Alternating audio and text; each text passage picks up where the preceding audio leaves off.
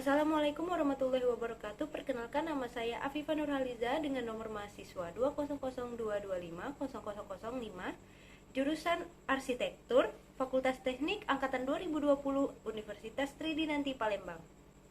Pada presentasi hari ini, saya akan mempresentasikan tentang rancangan sebuah restoran 2 lantai yang berlokasi di kota Yogyakarta, yang dibuat oleh seorang mahasiswa jurusan arsitektur di Universitas Gadjah Mada yang bernama Amanda Pragita.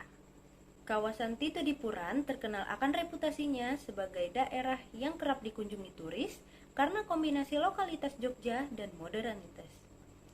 Sebuah restoran bebakaran yang mengusung unsur kekinian dan instagramable, yakni foto yang estetik untuk dipost di Instagram sebagai tataan feeds menjadi latar belakang permasalahan utama.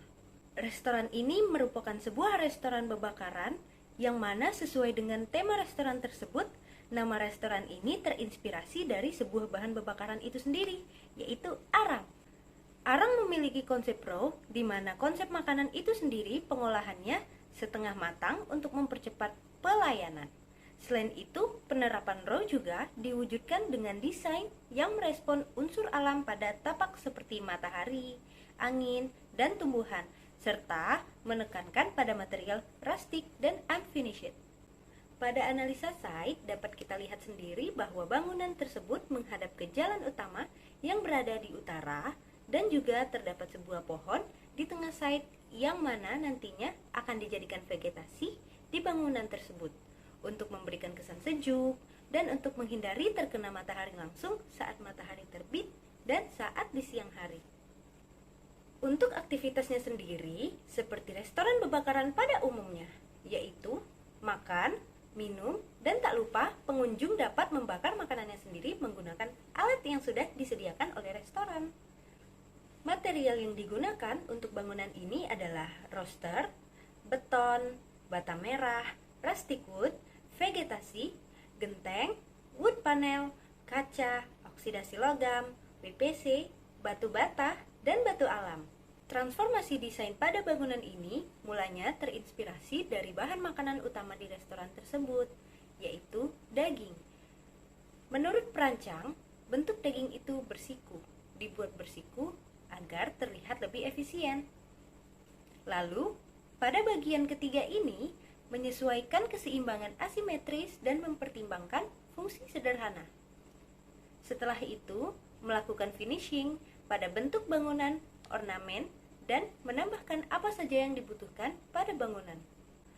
Terlihat juga pada gambar bahwa bagian private di restoran tersebut terdapat pada bagian belakang di sisi kanan dan di sisi kiri bangunan. Nah, untuk tampaknya sendiri, bisa kita lihat pada bagian depan tampak yang menghadap ke utara diisi dengan material bata dan juga vegetasi.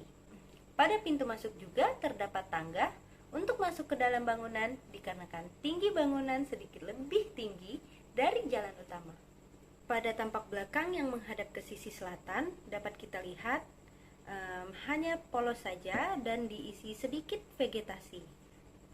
Pada tampak bagian kiri bangunan yang berada di sisi timur, bisa kita lihat di situ ada sebuah pohon besar yang dimana dari awal membangun restoran ini, pohon itu tidak ditebang ya,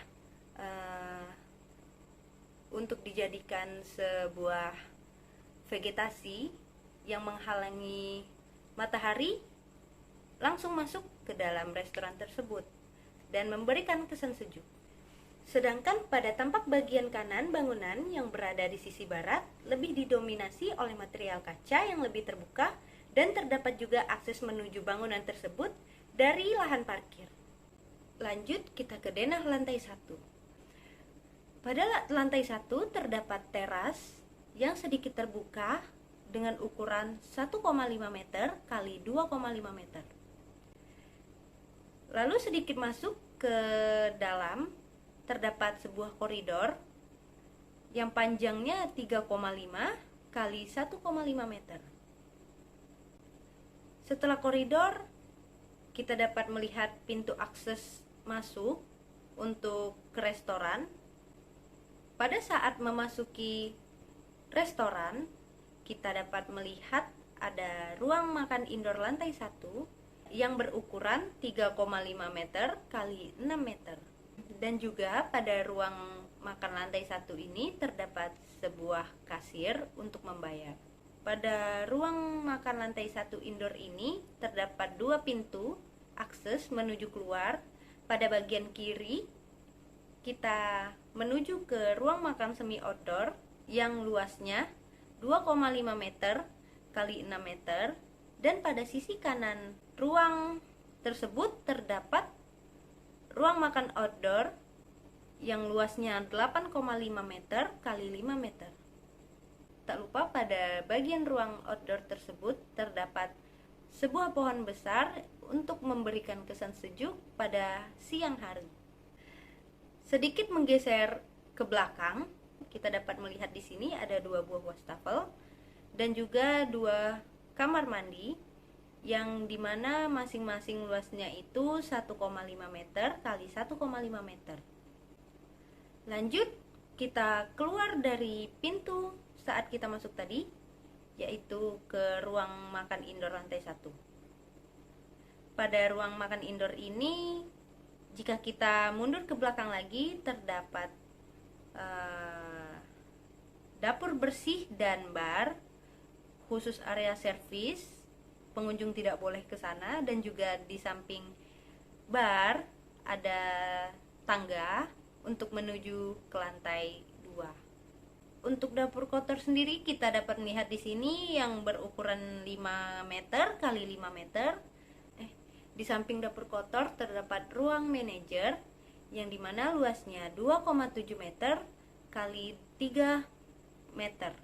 Di samping ruang manajer terhadap toilet, yaitu toilet yang khusus untuk staf, luasnya 1,8 meter dikali 2 meter.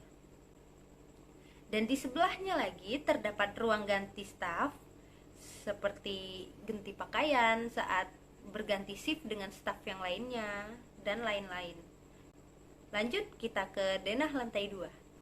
Pada lantai 2 restoran ini terdapat ruang makan indoor yang berluaskan 7,5 meter dikali 3,5 meter. Di samping ruang makan indoor lantai 2 juga terdapat musola yang dimana untuk beribadah umat muslim yang berluaskan 2 meter kali 2,5 meter. Lanjut, setelah ruang makan indoor lantai 2, kita dapat melihat ada pintu akses menuju keluar, yaitu menuju balkon. Balkon ini sendiri terdiri dari 3 meja dan beberapa kursi yang lainnya, dan juga memiliki 1 meja panjang yang bisa diisi oleh kurang lebih 10 orang. Dengan luas ruangan ini yaitu 6 meter dikali 6 meter. Mungkin itu saja yang dapat saya sampaikan, kurang lebihnya mohon maaf. Kepada Allah mohon ampun. Wabillahi taufik wal hidayah. Assalamualaikum warahmatullahi wabarakatuh. Bye bye.